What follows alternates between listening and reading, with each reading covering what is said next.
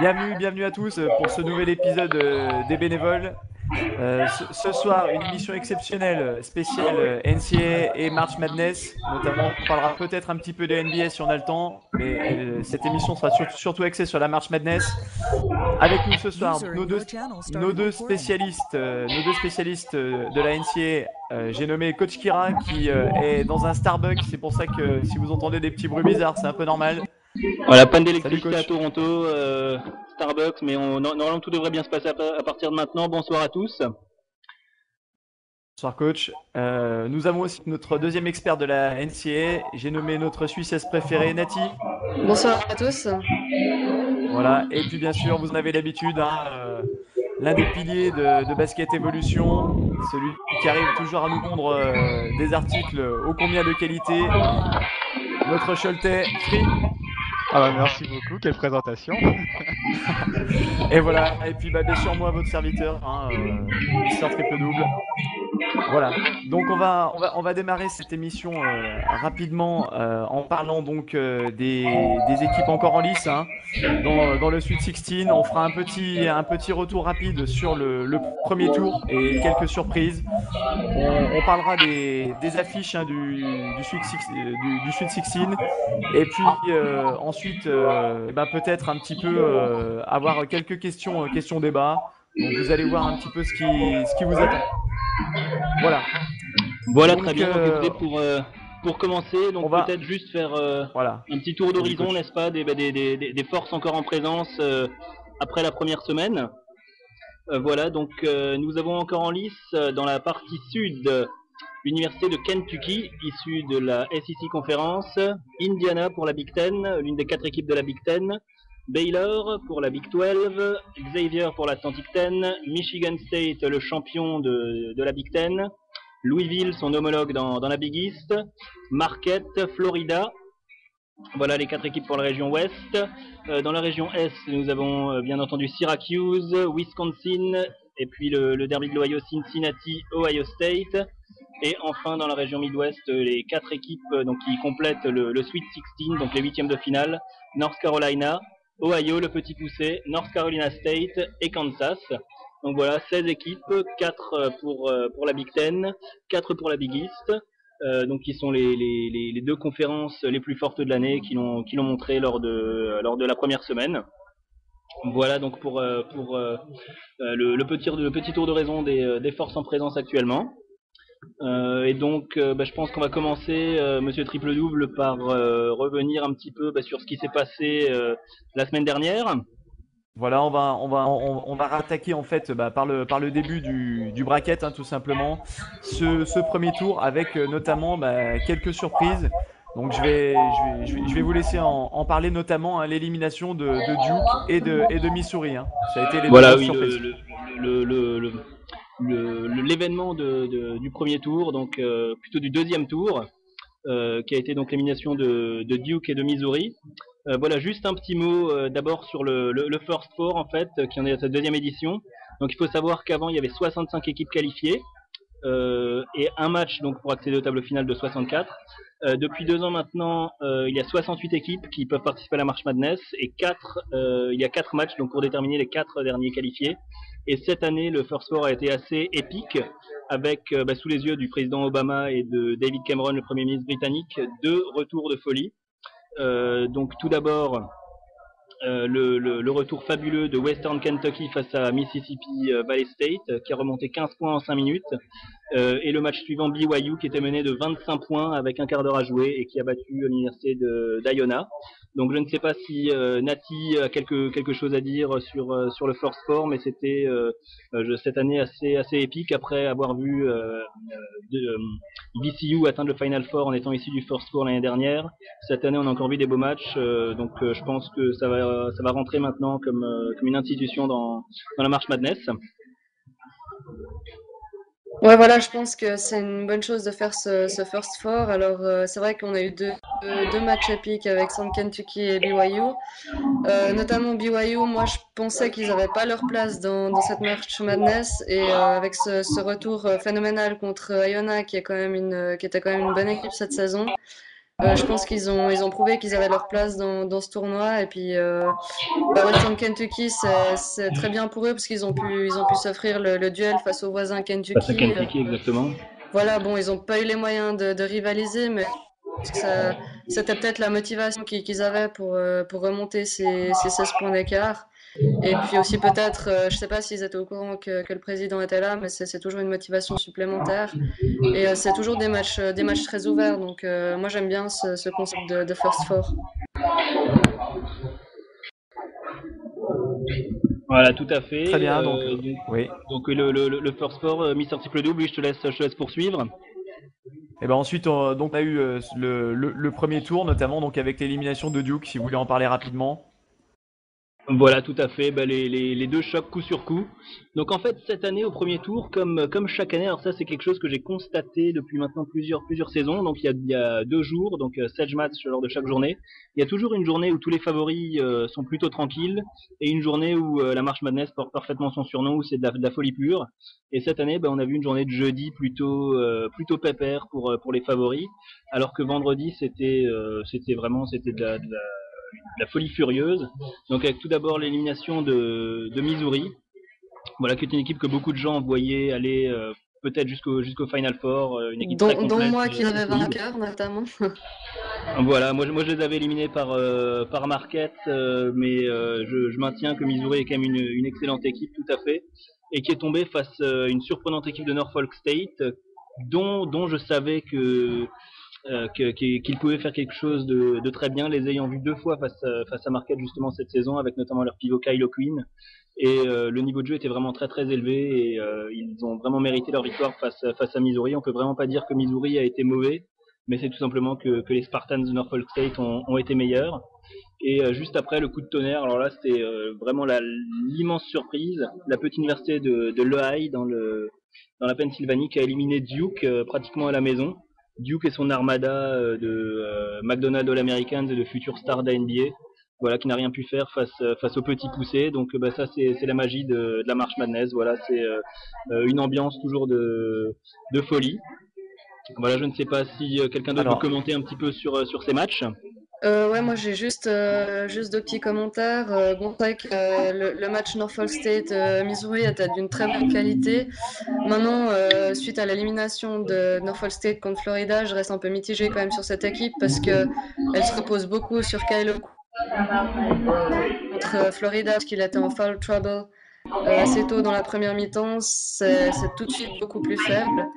Je pense aussi que si Missouri avait peut-être mieux choisi ses tirs en fin de match, ils auraient pu passer. Mais bon, voilà, ce qui est fait est fait.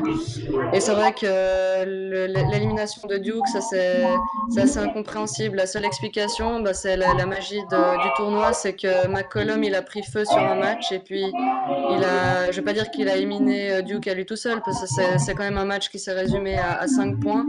Mais c'est vrai que ça c'est le coup de tonnerre que je pense même je pense les joueurs de Lehigh ont pas compris ce qui leur est arrivé.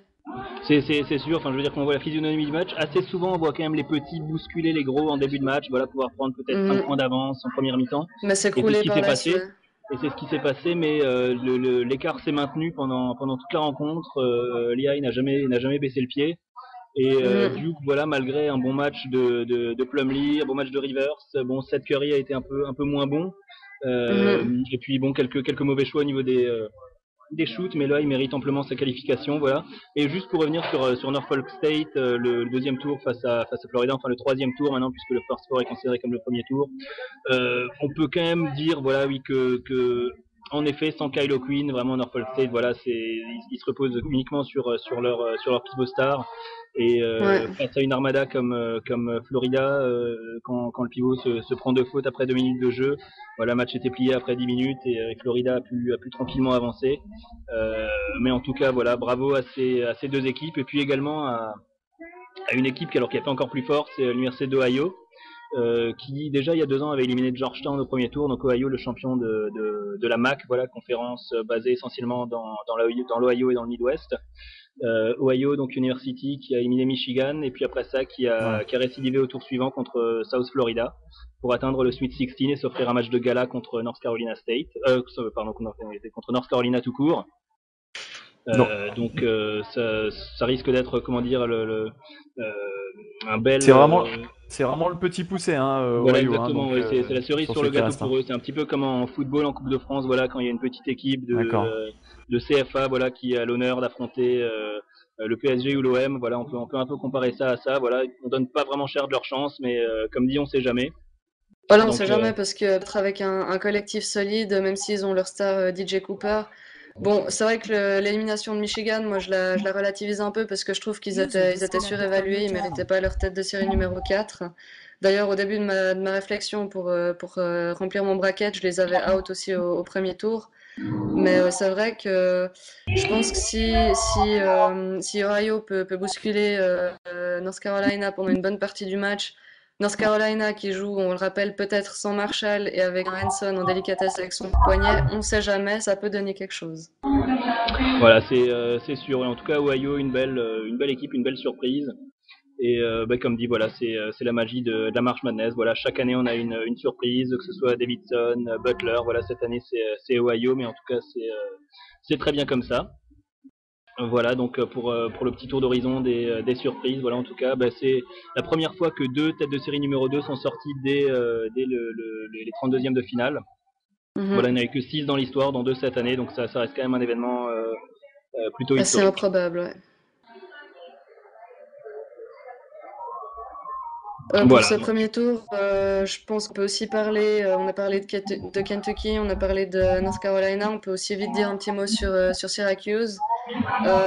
C'est une assez grosse énigme aussi parce que on pense à Syracuse en général comme prétendant au titre. Moi, je les ai pas dans mon Final Four, dans mon bracket, et mon avis n'a pas changé parce que je pense que s'ils passent ce tour contre Wisconsin, ce qu'ils devraient faire, sans Fab Melo, ils auront beaucoup de mal, je pense, à résister à Ohio State que je vois passer face à Cincinnati.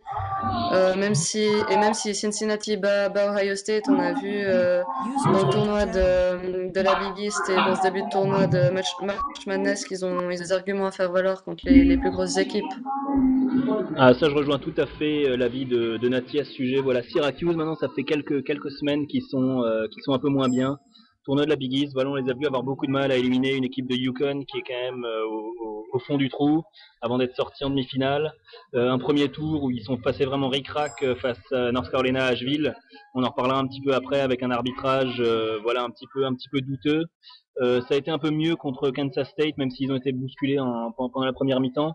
Mais en tout cas, sans Melo, on peut vraiment pas dire que Syracuse est un candidat encore crédible au titre à l'heure actuelle. Voilà, en tout cas, ils sont maintenant loin derrière des équipes comme Kentucky et North Carolina. Mais bon, voilà.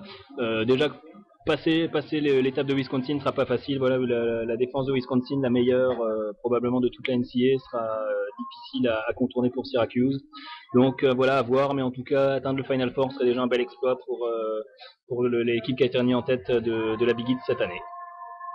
Et puis pour terminer, vas-y Nati, je t'en prie.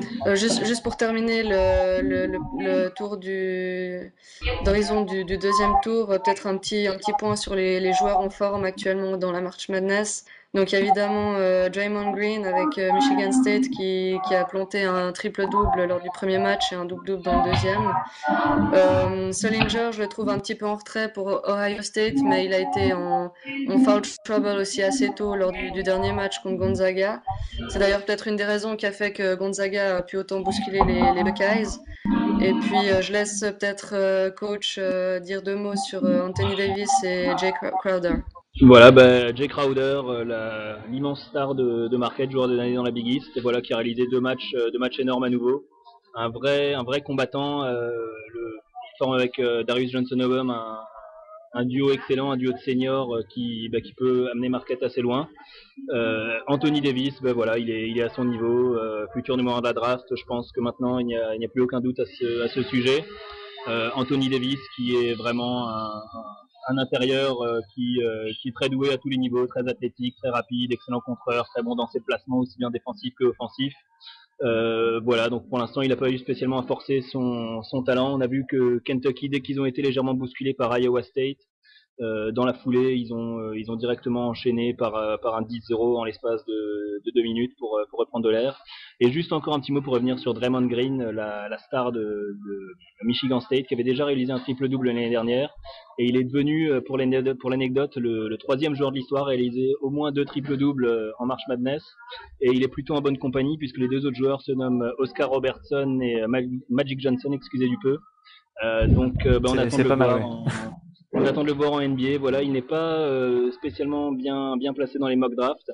Je pense qu'on le verra sans doute en fin de premier tour lors de la draft. Alors en parlant de mock draft, moi j'ai été assez surpris par la première mock draft d'ESPN, je sais plus si c'est Chatford ou pas, qui mettait finalement Jared Sullinger beaucoup plus bas que ta propre mock draft, coach. Est-ce que tu pourrais nous en dire 2 mots?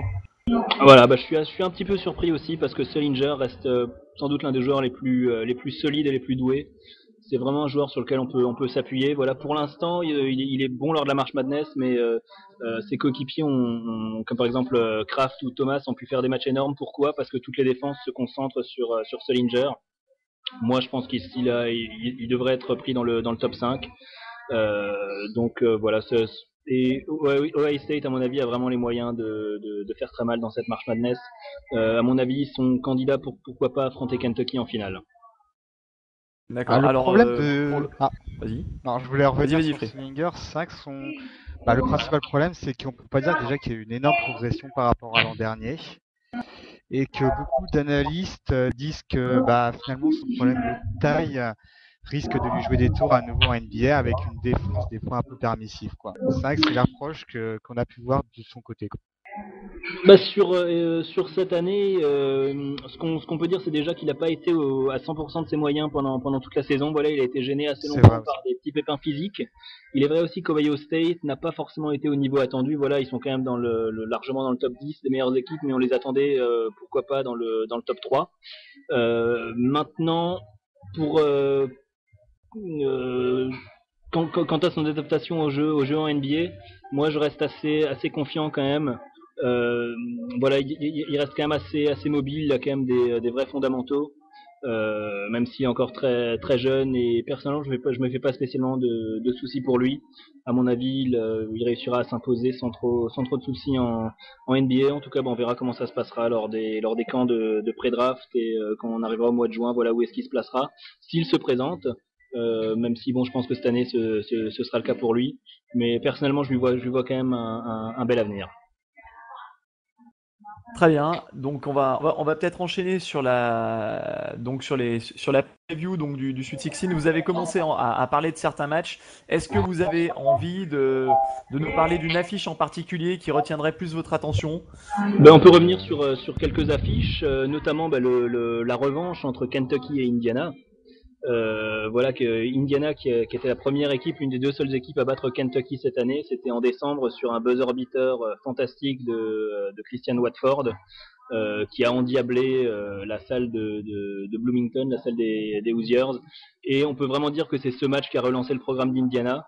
Voilà, le programme d'Indiana qui avait été sujet à de gros problèmes juridiques suite à des histoires d'éligibilité, voilà, avec des joueurs NCAA à l'époque de coach Sampson, et le programme donc a été au fond du trou pendant plusieurs années et enfin remonté au plus haut niveau. Et ce match a vraiment été le détonateur. Donc pour cette revanche, qu'est-ce qu'on peut attendre? Personnellement, je pense que Kentucky sur un terrain neutre n'aura pas spécialement de soucis face à Indiana, même si Indiana a un excellent joueur, Cody Zeller, le frère de Tyler, North Carolina. Voilà, ce n'est pas sûr qu'il se présente à la draft dès cette année, mais qui est un intérieur vraiment très très doué. Donc je ne sais pas si quelqu'un peut rajouter un petit mot là-dessus, mais en tout cas à mon niveau, je pense que Kentucky devrait passer ce tour sans trop de soucis.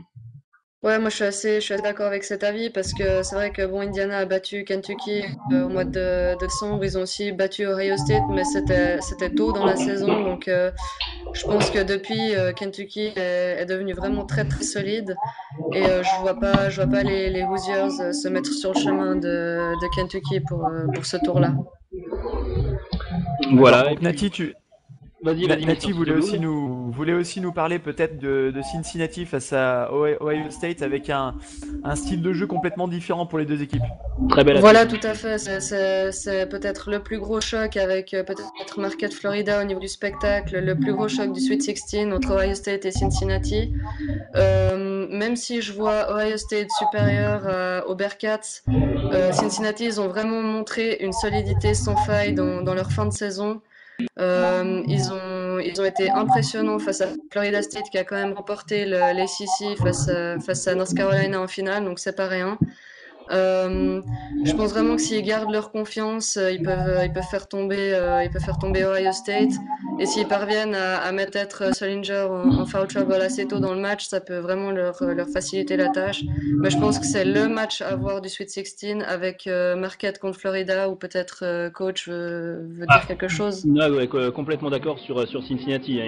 Ils reviennent vraiment de façon énorme, un peu comme Xavier d'ailleurs, les deux équipes Mhm. qui avaient connu une bagarre générale lors de leur traditionnel derby annuel au mois de décembre. Les deux équipes qui étaient alors dans le top 25 et qui ont plongé avec des suspensions pour leurs joueurs, ils ont enchaîné les défaites et sont un peu Ouais. rentrés dans l'anonymat avant de ressurgir en fin de saison. Et Ils se sont un peu Cincinnati regroupés, je reste pense, pour la fin vraiment de saison. voilà exactement, Cincinnati reste sur un parcours exceptionnel, tout d'abord en fin de saison régulière de la Big East, puis dans le tournoi de la Big East, puis maintenant lors de la March Madness. Vraiment, ils sont en plein boom, en pleine réussite. Et ça, c'est quand même assez important d'avoir une dynamique de victoire comme cela. Voilà, après ça, encore un petit mot sur l'un ou l'autre match. Voilà, un match aussi à voir, Michigan State, Louisville. Alors Mhm. personnellement, j'ai du mal à dire qui est favori de ce match. Sans doute Michigan State un tout petit peu, mais Louisville est une équipe redoutable et le duel entre les coachs Tom Izzo et Rick Pitino s'annonce grandiose. Ouais. Donc voilà, deux équipes traditionnellement très fortes. Voilà, Michigan State qui est en lice pourquoi pas pour un 4e Final Four en 8 ans. Mhm. Et puis comme autre match bien entendu, Marquette Florida, voilà, qui s'annonce assez spectaculaire. Explosif. Voilà, exactement, une belle opposition de style avec beaucoup de joueurs très talentueux de chaque côté. Le duel entre Brad Beal, meilleur lycéen l'année dernière aux États-Unis, et Darius Johnson-Odom s'annonce assez sympa à suivre. Donc voilà, Florida pour l'instant a eu 2 matchs très faciles contre Virginia puis Norfolk State. Ils ont gagné avec 30 points de moyenne les 2 matchs. Ils sont vraiment baladés, donc bon, ce sera une belle affiche. Voilà, difficile également de donner un vrai favori, mais ça risque d'être pas mal. Voilà, alors on va enchaîner avec quelques questions qu'on peut se poser au regard de la March Madness. On va peut-être démarrer avec cette question et savoir si finalement il vaut mieux remporter son tournoi de conférence ou finalement faire un beau parcours à la March Madness. On pense par exemple à Vanderbilt, Colorado qui sont out après avoir gagné leur tournoi. Voilà, ben, c'est l'éternelle question, ça. Est-ce qu'il vaut mieux remporter le tournoi de la Big 12 comme l'a fait Missouri cette année, puis après ça sortir au premier tour, ou faire un parcours très moyen lors de son tournoi de conférence, et puis après ça faire, même si on se qualifiait pas pour le Final Four, faire au moins un Sweet 16 lors de la March Madness. Personnellement, je pense que la magie de la March Madness prévaut par rapport au tournoi de conférence. Mhm. Voilà, personnellement, je me mets en tant que supporter de mon équipe. Voilà, je préférerais la voir faire un beau parcours lors du tournoi final que de remporter le titre. Alors bien sûr, on aimerait avoir les deux, mais à choisir, je pense que la March Madness prévaut quand même. Voilà, ce serait bien d'avoir l'avis des autres participants. Ouais, effectivement, je pense aussi que, alors en tant que supporter de son équipe, mais même en tant qu'observateur, hein, disons, plus éloigné, Neutre. ce que les gens retiennent, c'est la March Madness, parce que les observateurs, disons, les gens qui suivent juste la March Madness, même voir les derniers tours, certains savent pas qui a gagné le tournoi de l'ACC ou de la Big East, etc. Alors bon, pour Florida State cette année, c'est différent parce que c'est le premier titre de l'histoire de l'université, donc ils ont gagné l'ACC en finale contre North Carolina. Et ils auraient pu faire un bon run, je pense, à la March Madness s'ils n'étaient pas tombés contre Cincinnati, qui est une équipe en pleine bourre. Donc je rejoins l'avis de coach sur le fait que c'est mieux de faire un beau parcours à la March Madness que de remporter le tournoi de conférence. Ouais, je suis complètement d'accord également, hein. La March Madness, c'est clairement ce qu'on retient de la fin d'une saison, hein. C'est très clairement un peu comme la NBA où la saison régulière, le vainqueur, on s'en souvient pas vraiment, alors que les playoffs, c'est vraiment là où c'est important. Et je pense clairement, évidemment, qu'à choisir, la March Madness est plus important. Après, les tournois de conférence, généralement, c'est un bon test avant la March Madness. C'est, on va dire, les dernières finalités. Je trouve que c'est quand même important de bien se mettre en route sur le tournoi final On pour le voit avec après être dans une bonne Cincinnati, ouais. dynamique. Et, Je pense que et- ça et- reste et- important et pas à négliger. Exactement, et puis surtout les tournois de conférence sont surtout importants dans les petites conférences qui n'envoient qu'une seule équipe lors de la March Madness, voilà, qui savent qu'ils n'auront aucune équipe repêchée, et où donc justement les équipes jouent leur place à la March Madness puisque seul le champion est invité. Voilà, là, ça va de Alors que pair, un pour tournoi voilà et exactement, oui, alors que qualification. pour les grosses équipes c'est plus comment dire un rodage avant d'attaquer les choses vraiment très sérieuses. Voilà, quand on pense par exemple cette année à beaucoup de petites équipes qui étaient attendues pour pourquoi pas faire tomber des gros. Je pense par exemple à Oral Roberts dans la Summit, à Nevada dans la WAC. À Drexel aussi. Voilà, Drexel évidemment dans la coloniale qui a été énorme. Toutes ces équipes voilà qui sont tombées lors de leur tournoi et qui n'ont pas été repêchées. euh, alors qu'elles auraient pu faire des dégâts. Donc voilà, c'est les tournois de conférence aujourd'hui, c'est essentiellement important pour les conférences plus modestes. D'accord. C'est vrai qu'en tant qu'observateur, et j'ai envie de dire pas très très assidu du basket universitaire, j'ai souvenir d'une équipe, alors il n'y a pas si longtemps que ça, d'une équipe comme Butler. Butler qui a fait 2 finales suite coup sur coup, et c'est vrai Exactement. qu'on retient leur parcours, leur parcours lors de la March Madness, et finalement le tournoi de conférence, pour tout vous dire, moi je m'en souviens plus du tout. Voilà, exactement. Je veux dire, Et Butler a gagné le tournoi de l'Horizon League pendant des années et des années de voilà. suite. Voilà, personne ne s'en souvient. Moi-même, par exemple, je suis presque incapable de vous dire à quel tour a été éliminé Marquette l'année dernière lors du tournoi de conférence. Il me semble que c'était en quart de finale, mais voilà, ce que je retiens, c'est la participation au Sweet 16. C'est vraiment ce qui parachève la saison. Très bien. Donc on va enchaîner sur une autre question, un autre débat, et qui concerne, on a envie de dire les grandes facultés, tous les grands programmes universitaires de l'Ouest. On se demande s'ils vont être de retour l'an prochain, puisque c'est la première fois en 25 ans qu'aucune équipe de la côte Ouest ne se qualifie pour le Sweet 16. Donc on pense notamment à UCLA, à UNLV et puis d'autres, hein, bien sûr. Arizona, etc. Oui, alors cette année, c'était Arizona, vraiment bien une sûr. année, une année catastrophique pour les équipes de l'Ouest. Alors tout d'abord dans la Pacific 12, voilà, ex-Pacific 10, mais Pacific 12 cette année après l'intégration de Utah et de Colorado, qui n'a envoyé que 2 équipes à la March Madness. Voilà, California éliminé dès le First Four et Colorado le champion. Washington, malgré une équipe remplie de futurs joueurs NBA, n'a pas été retenu malgré sa première place dans la conférence. Voilà, ça a été une année catastrophique. Lors des matchs des débuts de saison où les équipes affrontent des équipes de conférences adverses, les équipes de l'Ouest ont enchaîné les défaites contre les équipes des autres conférences. Du coup, voilà, seulement 2 équipes qualifiées et plus aucune maintenant. Et même si on ajoute les autres conférences de l'Ouest, comme la Mountain West, où figurent des équipes comme UNLV par exemple, San Diego State notamment, ou dans la WCC avec les traditionnels Gonzaga, St. Mary's, BYU, voilà, tout le monde a déjà fait ses valises. Donc moi je pense que voilà les gros programmes Arizona, UCLA, voilà, peuvent avoir une année de moins bien. Il y a eu beaucoup de problèmes dans les 2 équipes en dehors du parquet. UCLA a perdu Reeves Nelson, sa star, pour problèmes disciplinaires. Gros problème d'ambiance dans l'équipe. Pareil à USC. Arizona vient de suspendre son freshman star Turner. Donc voilà, il y a eu beaucoup de choses également dans les coulisses, mais je pense que normalement dès l'année prochaine, voilà, ces équipes devraient progressivement revenir. Peut-être également un manque de talent au niveau des joueurs provenant de la côte ouest.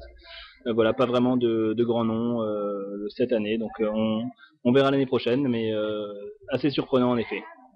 Ouais, moi je pense aussi que les équipes de l'Ouest seront de retour l'an prochain. Aussi certaines équipes qui ont peut-être juste pas fait assez pour figurer dans le tournoi national.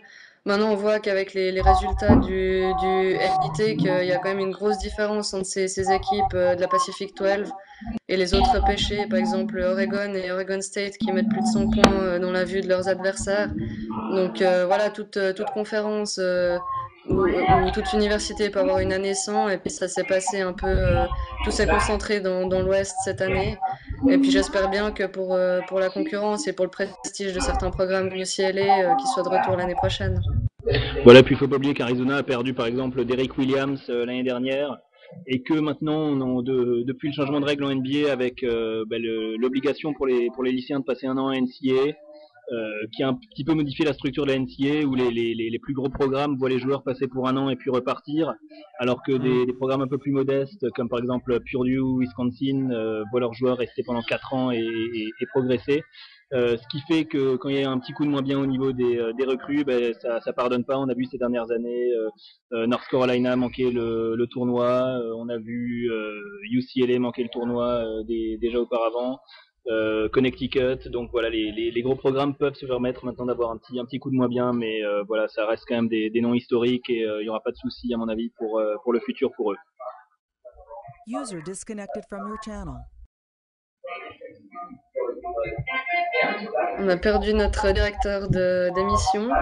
Voilà, Mister Triple Double qui va revenir, voilà. En tout cas, on peut peut-être, en attendant, continuer juste avec peut-être une autre question. Il me semble que ça enchaînait sur les coups de gueule, coups de cœur. Ah bah, Ouais, Mister Triple Double de retour. C'est ça. Petit problème technique, oui. Voilà, on allait juste poser une nouvelle petite question. C'est est-ce que Kentucky peut-il être battu? Voilà, j'aimerais avoir un peu l'avis des participants. Voilà, alors moi personnellement, je ne pense pas que Kentucky sera battu parce que les Wildcats sont vraiment impressionnants.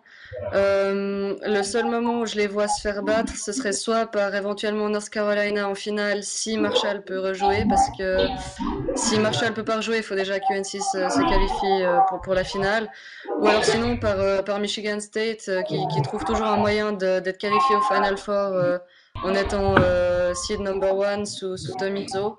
Maintenant, les statistiques sont faites pour être contredites, et puis peut-être que cette année marquera la fin de cette statistique pour Michigan State.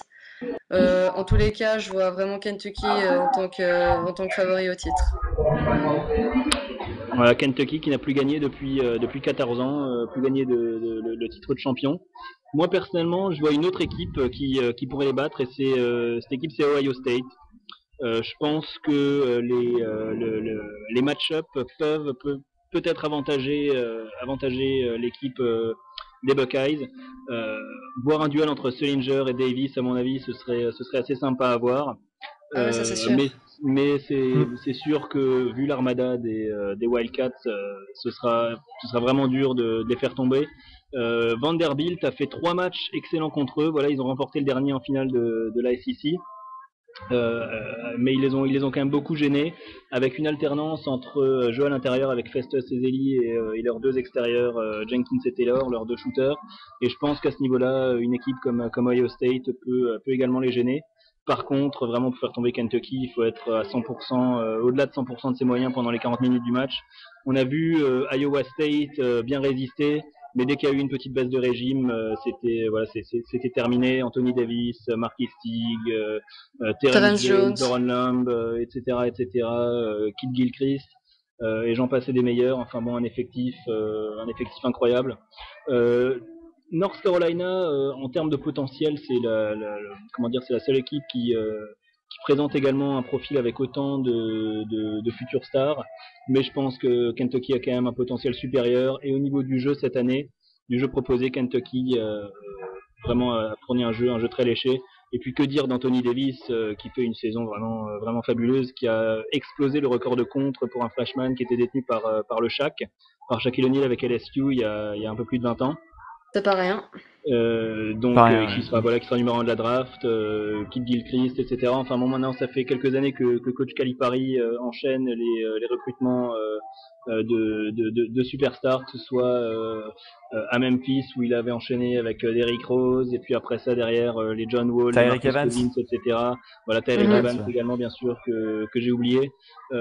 Donc voilà, l'année prochaine je crois qu'ils n'auront pas le numéro 1, mais en tout cas voilà, c'est Kentucky pour eux, je pense que c'est vraiment l'année ou jamais. Cette année ils sont archi favoris, et ce sera vraiment très dur de les faire tomber.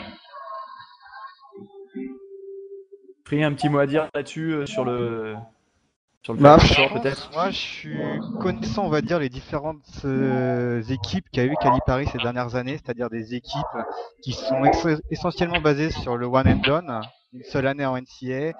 C'est toujours un petit peu risqué au niveau de l'expérience, et d'ailleurs on l'a vu, hein, que ce soit Memphis avait certes craqué dans les derniers moments en 2008, mais c'est vrai que l'année dernière, pareil, Kentucky était une équipe assez impressionnante sur le papier.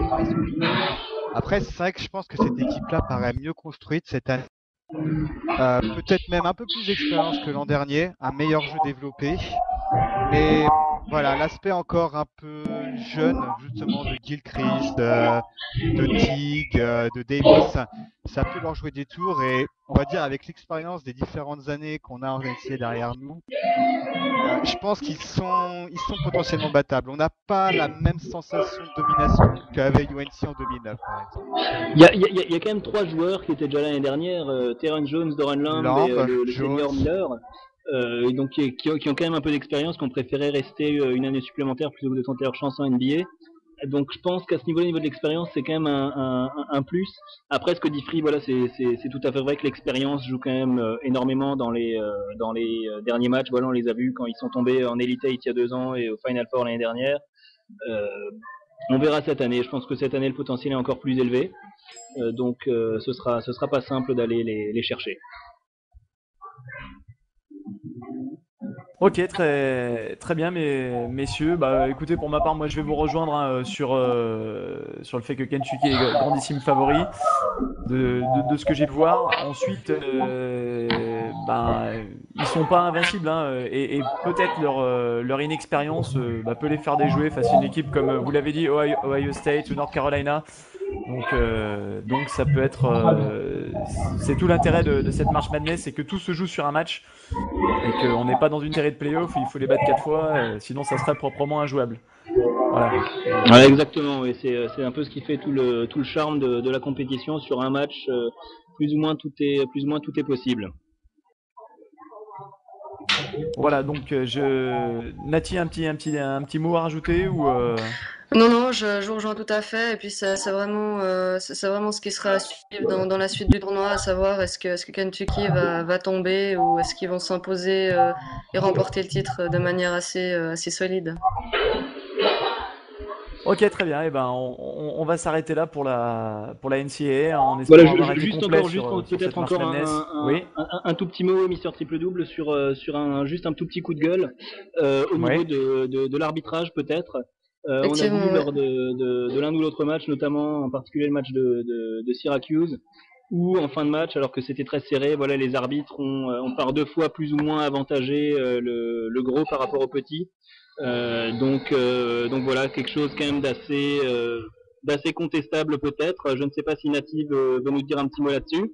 Voilà, effectivement, c'est vraiment. Et puis, on sait bien que les erreurs d'arbitrage, je veux dire, les arbitres sont humains, les erreurs d'arbitrage font partie du basket et du sport en général. Mais c'est vrai que moi-même, étant plutôt supportrice de Syracuse, j'ai été désolée pour UNC Asheville parce que les erreurs que les arbitres ont faites dans ce match étaient quand même assez énormes. Trop énorme d'ailleurs pour ne pas élever quelques soupçons, notamment la violation de ligne lors du lancer franc là, où le ballon avait clairement quitté les mains du tireur avant que le joueur d'Asheville passe la ligne. Et ça, c'est vrai que c'est un gueule que je prononce en synchro avec Kira. C'est dommage parce que si ça se répète trop, ça risque de tuer un peu la magie de la March Madness. Ouais, c'est clair, hein. C'est clair que c'est un problème d'arbitrage au détriment des petits, forcément, hein. Et ben ça peut commencer à poser problème et à soulever quelques interrogations, surtout si ça apparaît très gros. Bon, on a eu le contre-exemple parce qu'on se dit ça favorise le gros contre le petit. J'ai pas vu le match de Xavier contre Notre-Dame, mais j'ai lu qu'il y avait aussi une erreur d'arbitrage qui l'a favorisé, en guillemets, le petit Xavier qui était moins bien classé.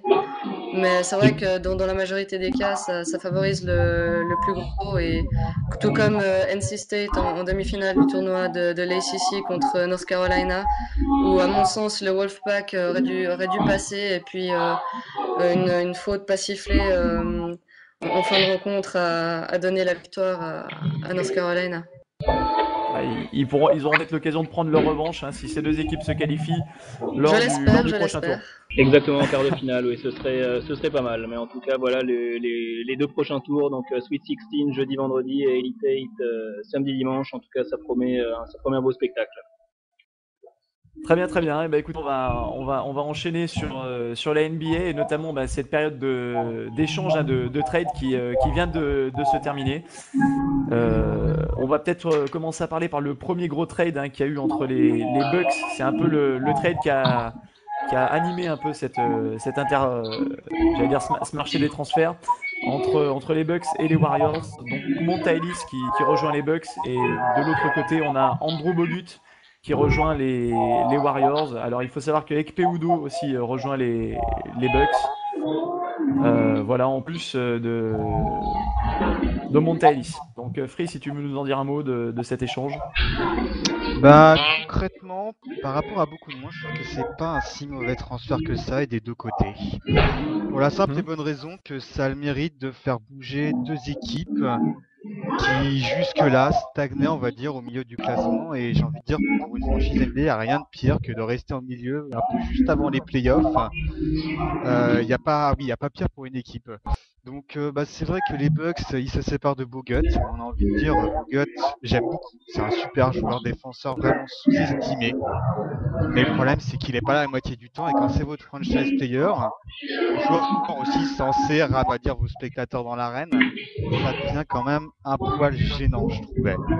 Et le fait de ramener Monta Ellis, alors c'est vrai que l'association Jennings-Ellis paraît explosive, mais en même temps, quitte, voilà, on les annonce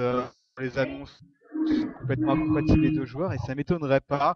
C'est toujours, on va dire, j'ai envie de dire du caractère, surtout sur le terrain dans leur façon de jouer, et ça m'étonnerait pas que ils réussissent à faire quelque chose, on va dire, sur la fin de saison. Après, à long terme, j'ai plus de doutes, mais je pense que c'est plus pour mettre un coup dans la fourmilière qu'autre chose. Après, côté Golden State, clairement, l'acquisition de Bogut est là. Ça va être la grande question. Si Bogut est là, si Curry est là, si Lively est là, on a quelque chose de très intéressant qui potentiellement peut faire les playoffs. Alors jusque-là, honnêtement, l'équipe n'était pas assez bien balancée et Biedrins n'assume absolument pas son rôle. Je pense que c'est une bonne chose avec, bien évidemment, le gros conditionnel de la santé des joueurs côté Golden State. C'est deux paris des deux côtés, mais c'était des paris à tenter, je trouvais. Fallait changer quelque chose. Ouais, du même avis. Alors juste te dire que par ricochet, hein, j'ai oublié d'évoquer Stephen Jackson qui aussi a fait le chemin inverse, qui revenait du côté de la baie et qui a été échangé dans la foulée contre Richard Jefferson. À San Antonio. Donc voilà. Voilà, exactement. Moi, je vais pas revenir. Je suis globalement d'accord sur ce qu'a dit Free. Voilà, un échange que je considère positif pour les deux équipes. Juste par contre, pour dire que en revanche, les fans des Warriors ne semblent pas vraiment tout à fait d'accord avec cette décision. Puisque je ne sais pas si vous avez entendu parler, mais lors de la cérémonie de retrait de maillot de Chris Mullin, donc le nouveau propriétaire des Warriors a été conspué du début à la fin de son discours. Ouais. Voilà, exactement, ouais, donc pas forcément bien acquis par les fans qui perdent leur chouchou, mais personnellement je reste d'avis de Free. Voilà, bon échange pour les deux équipes. On va peut-être enchaîner sur la venue de Ramon Session du côté des Lakers qui semble un peu complètement changer le jeu des Lakers. Et puis par ricochet là aussi, le départ de Derek Fisher qui a été transféré à Houston contre Jordan Hill, donc un jeune intérieur qui est en deuxième, troisième année il me semble. Voilà, alors messieurs, vos impressions sur la venue de Ramon Session du côté des Lakers? Ça peut pas être une mauvaise chose. Ça peut pas être une mauvaise chose. C'est ce que je disais, ils l'ont quasiment eu pour pas grand-chose. Ça reste une bonne acquisition. Après, est-ce que ça va vraiment changer le visage des Lakers? Je me pose des questions. Il me semble que c'était d'ailleurs Fan sur le forum qui avait fait la roundcast et juste que c'est vrai qu'il y a vraiment 3 gros joueurs aux Lakers qui sont pour moi d'un niveau All-Star. Bryant, Bynum et Gasol, et c'est vrai que derrière c'est vraiment juste. Sessions, c'est un bon joueur, mais je pense que dans beaucoup d'équipes, il ne serait pas titulaire. Et je ne le vois pas non plus complètement changer le jeu d'une équipe où surtout la balle passe beaucoup par l'arrière qui est Kobe Bryant. Est-ce que ça va être compatible avec Sessions? On n'en sait rien. Et même si c'est compatible, est-ce que ça va changer le visage des Lakers? J'ai des doutes. J'ai des doutes. Je miserais. Pour moi, les vraies questions du côté des Lakers, on l'amène, ça reste quelque chose d'important, mais Gasol, pour moi, est vraiment le facteur clé. Si Gasol est capable de se réveiller et de faire de bons playoffs avec un Bynum qui est vraiment bon et qui commence vraiment à atteindre un niveau intéressant, c'est seulement là que les Lakers pourront se réveiller et aller faire un rush en finale qu'ils désirent faire. Sinon, pour moi, Session, c'est un positif, mais juste un petit plus. Ok, très bien, que tu veux rajouter quelque chose? Juste pour rebondir sur ce qu'a dit Free, voilà, Session qui ne serait pas titulaire dans la plupart des équipes. Je peux dire que pour l'instant, il n'est passé que par des équipes de bas de tableau, que ce soit Milwaukee, Minnesota ou Cleveland, et il n'a jamais été titulaire. Donc ça veut quand même dire quelque chose. Voilà, après ça, bon, je pense que ce sera quand même une petite progression par rapport à Derek Fisher qui était quand même vieillissant. Voilà, Fisher qui était envoyé, beaucoup de gens se sont indignés. Bon, c'est voilà, c'est le business de la NBA. Voilà, on voit des joueurs qui peuvent quitter leur franchise, on voit des franchises qui se séparent d'un joueur historique. Voilà, c'est comme ça a toujours été comme ça et ça continuera encore à l'être. Voilà, s'il reviendra un jour sur un parquet, bon, apparemment il est en contact avec quelques candidats au titre, mais bon, de toute façon, sa carrière est essentiellement derrière lui. Ouais, alors il peut tenter un dernier coup de boutoir du côté d'Oklahoma City. On annonce que c'est très chaud selon ESPN. Il serait en backup de Russell Westbrook puisque le meneur rookie remplaçant ne donne pas entière satisfaction. Donc il y a peut-être une place à prendre de ce côté-là. Donc c'est Redson, il me semble. Il sera en concurrence directement avec Jackson et à mon avis, il pourrait apporter notamment en vue des playoffs. Peut-être. Surtout d'un point de vue psychologique. Voilà, exactement. Ouais, ça reste, je pense, un leader, genre très expérimenté, mais voilà, qui ne sera pas vraiment déterminant. C'est pas lui qui fera gagner le titre au Thunder ou à Miami s'il va là-bas. Voilà, alors dernière petite chose sur Ramon Session, enfin moi c'est mon avis, je pense qu'il va faire du bien quand même, forcément c'est un upgrade pour les Lakers et notamment au niveau de la vitesse, des points marqués sur contre-attaque. On sait que les Lakers jouent beaucoup sur le demi-terrain et c'est un joueur qui peut apporter du jeu rapide, du jeu sur transition et ça va rendre les Lakers un peu moins prévisibles, je pense, ce qui peut être pas mal en vue des playoffs. Enfin ça c'est que mon avis. Après comme l'a dit Free, ça changera pas foncièrement la phase de l'équipe et du trio majeur. Mais bon, c'est quand même quelque chose de positif. J'aimerais qu'on revienne rapidement et notamment puisqu'on a Free sous la main pour nous en parler sur ce qui se passe du côté de Portland. Donc Gerald Wallace qui a été envoyé en catastrophe du côté des Nets de New Jersey, Nate McMillan qui n'est plus l'entraîneur des Blazers, tout le monde l'a vu, alors que ça faisait au moins 5 ans qu'il était là, voire plus. Donc Free, tes impressions, ton analyse, voilà Marcus Camby du côté de Houston, il y a eu beaucoup de changements, on fait table rase, j'ai un peu envie de dire du côté des Blazers. C'est exactement ça. Le côté surprenant, c'est qu'on savait depuis, on va dire, je ne saurais pas dire, peut-être depuis un mois, l'ambiance du côté du vestiaire de Portland était très mauvaise, notamment entre certains joueurs et l'entraîneur. Donc à ce niveau-là, un transfert était tout à fait possible. On était tout à fait conscient du côté des Blazers. Et il y a eu du ménage. Par contre, on ne s'attendait pas à ce que le ménage soit vraiment total, c'est-à-dire et les joueurs et l'entraîneur. C'est ça qui a été surprenant. Les dirigeants n'ont pas choisi un certain camp, non, ils ont vraiment fait table rase des deux. Et c'est ça qui est assez surprenant. Généralement, vous faites soit l'un soit l'autre, et d'habitude c'est même plutôt le coach que les joueurs. Là, ils ont fait les deux. Très clairement avec l'objectif de faire une reconstruction rapide, de retenter une chose pendant qu'Aldridge est là. Parce que très clairement, bon, Camby, son apport était quand même positif. Voilà ceci. Les contreparties ne sont pas spécialement très intéressantes. On sent clairement qu'il y a une volonté de faire le ménage. Avec le seul point qui pourrait être positif, c'est le pic des Nets, qui s'il s'avère intéressant. Il me semble qu'il est protégé dans les 3 premiers pics. Il est protégé uniquement dans oui, les c'est 3 ça. premiers, C'est donc ça, ouais. ça devrait le faire quand même dans les. Ça pourrait être très intéressant, mais globalement, on sent qu'on a une envie de reconstruire du côté de Portland et rapidement. C'est un petit peu dommage que ça se finisse comme ça, surtout quand on parlait de la franchise il y a quelques années.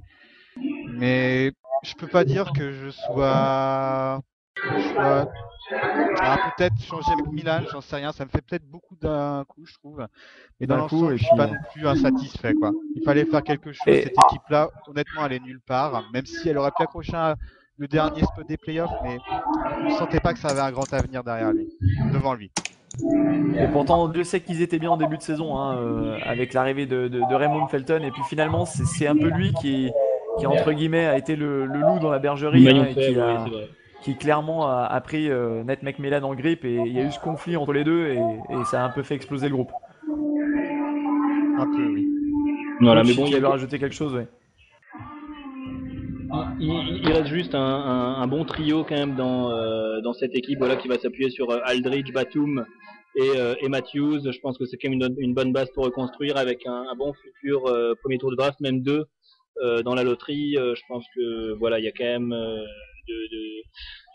un bel avenir pour Portland. À mon avis, d'ici 1 ou 2 ans, ils sont de retour en milieu de tableau à l'Ouest en playoff.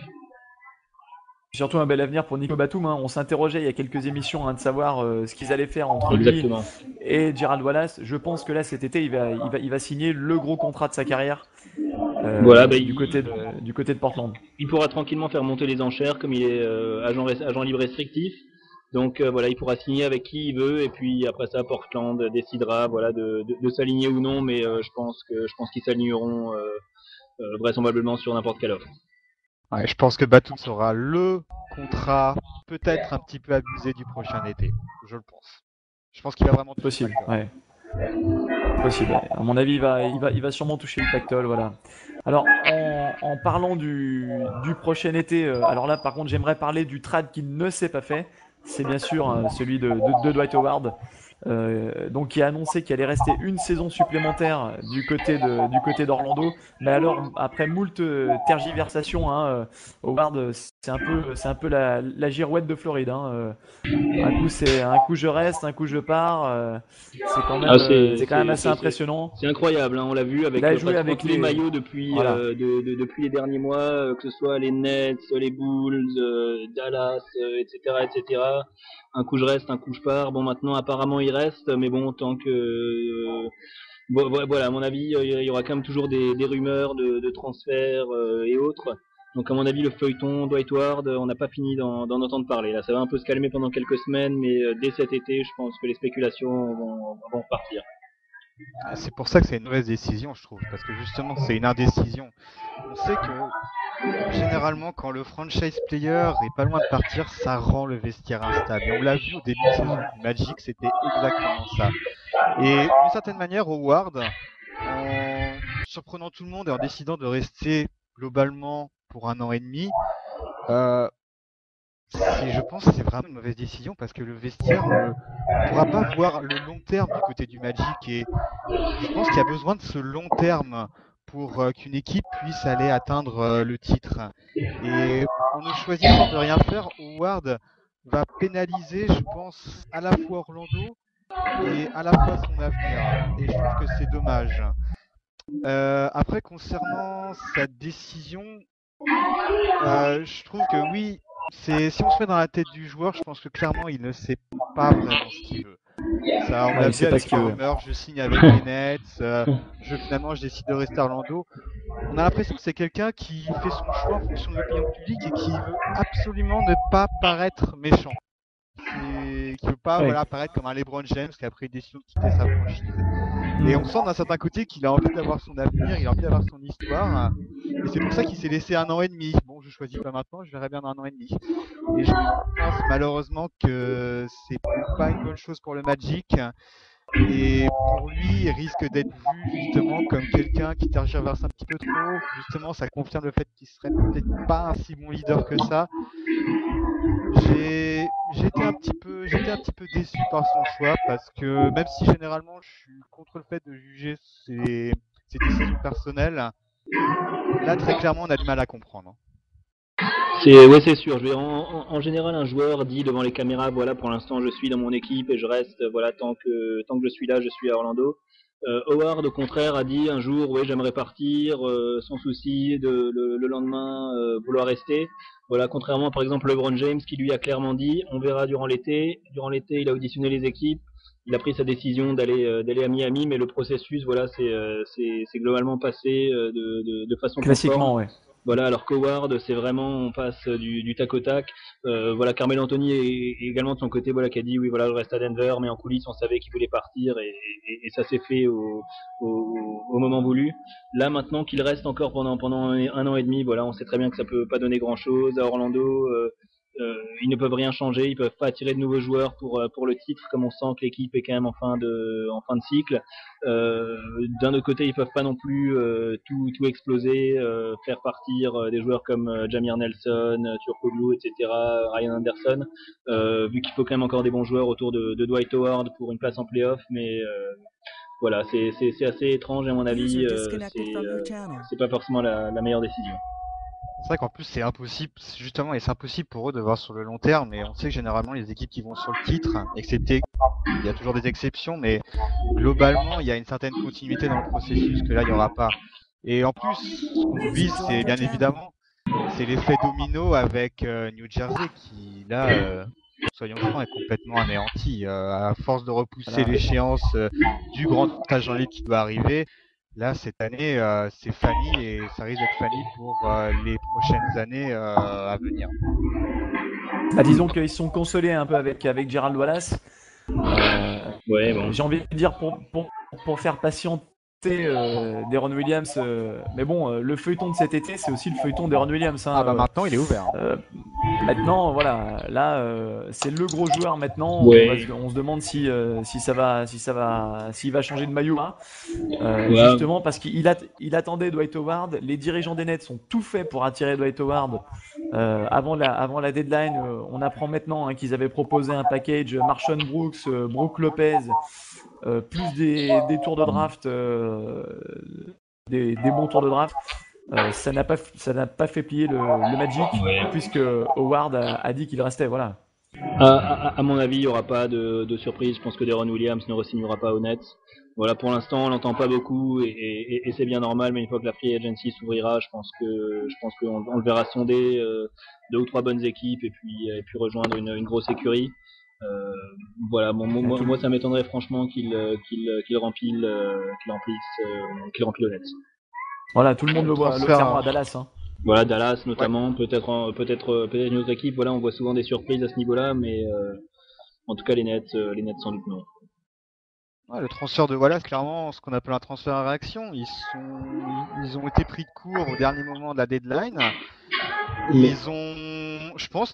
me demande s'ils ont essayé de transférer Deron Williams, mais ils savaient derrière. Je pense qu'ils ont tenté un va-tout-en faisant venir Wallace, qui est un bon joueur, presque un All-Star borderline, mais c'est pas plus. C'est pas quelqu'un qui vous fait rester dans une franchise quand vous avez 28 ans, quand vous avez les franchise players. Il n'y a pas si longtemps, même dans les discussions pour le meilleur meneur de toute la ligue, comme je dis, s'il est un peu compétitif, il vient de perdre 1 an et demi déjà dans une équipe plutôt moribonde. il y a très peu de raisons qu'il reste à New Jersey. Bon, le problème, finalement, c'est qu'il va y avoir beaucoup de prétendants cet été. Mais là, Dallas a un boulevard pour le faire venir, très clairement.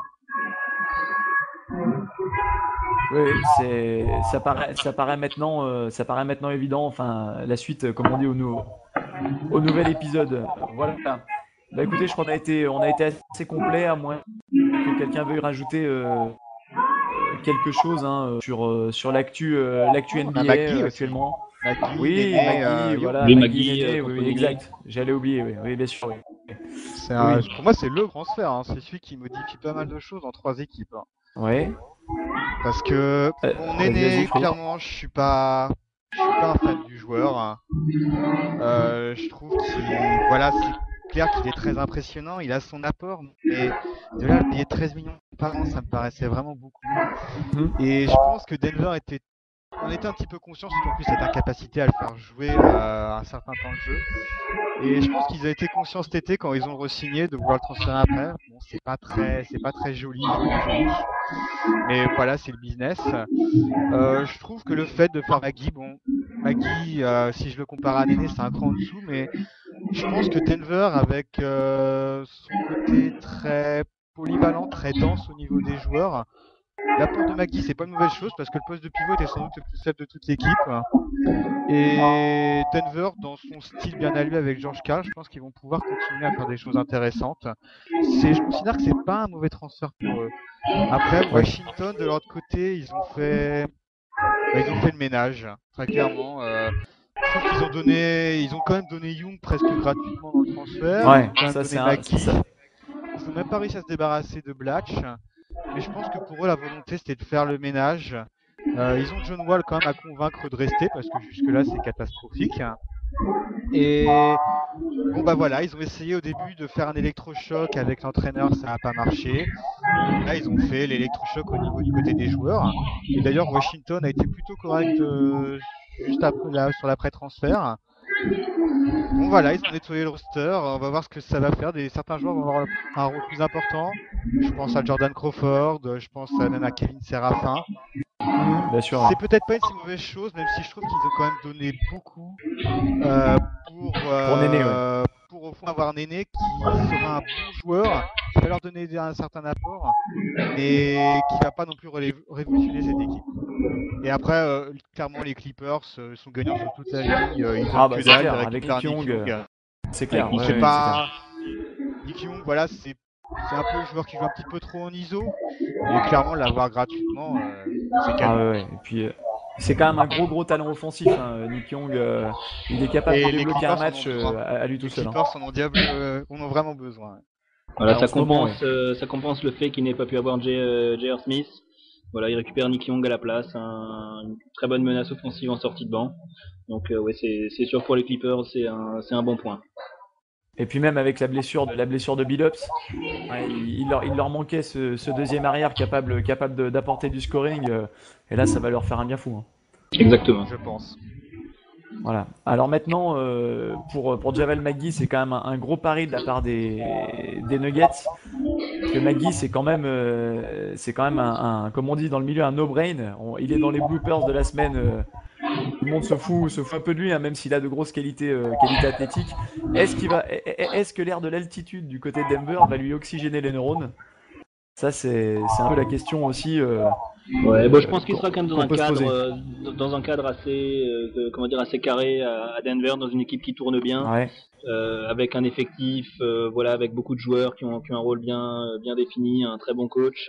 Donc, à mon avis, il devrait rentrer dans le moule. Voilà, c'est sûr que par rapport à l'anarchie qui règne à Washington, dans une équipe, voilà, qui doit avoir un horizon de 3 à 5 ans vu l'état de l'effectif, je pense que voilà, ça va bien le changer.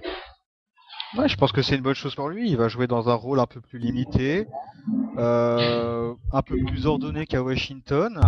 Après, est-ce qu'il y aura une révolution McGee? Honnêtement, j'y crois pas trop. Il y a quand même un tel déficit, j'ai envie de dire technique, que ça me paraît un petit peu mort à ce niveau-là. Après, le problème de McGee, ça va être son contrat à venir, quoi. Parce qu'à mon avis, il va demander beaucoup. Est-ce qu'il y aura beaucoup de monde sur sur son profil, je ne sais pas. Mais c'est tout à fait possible que Denver n'arrive pas à le garder cet été. Mais quelque part, il me rappelle un petit peu, hein, toute proportion gardée. Alors, je sais pas s'il aura la même trajectoire, je lui le souhaite, hein, mais un Tyson Chandler en moins bon. On disait un peu la même chose de Chandler lors de son début de carrière. Et, C'est vrai. Et là, c'est un petit peu le même profil, voilà. C'est un peu vrai, oui, c'est un peu vrai. Voilà, Chandler est peut-être meilleur rebondeur et un petit peu Meilleur défenseur. Voilà, les Non. meilleurs défenseurs globalement et un peu plus de fondamentaux, je pense. Mais voilà, ce serait une belle trajectoire en tout cas pour McGee. Oui. On peut lui le souhaiter. Voilà. Et ben voilà. Je crois que maintenant on a été quand même assez complet. Donc, bah, écoutez, je vous remercie tous pour votre attention, de nous avoir suivis jusque là. Donc, merci voilà, à vous, et... merci à Nati pour sa participation sur l'NCA. Voilà, Ouais. donc on refera sans doute un point prochainement. Donc voilà, pour suivre l'évolution de la March Madness.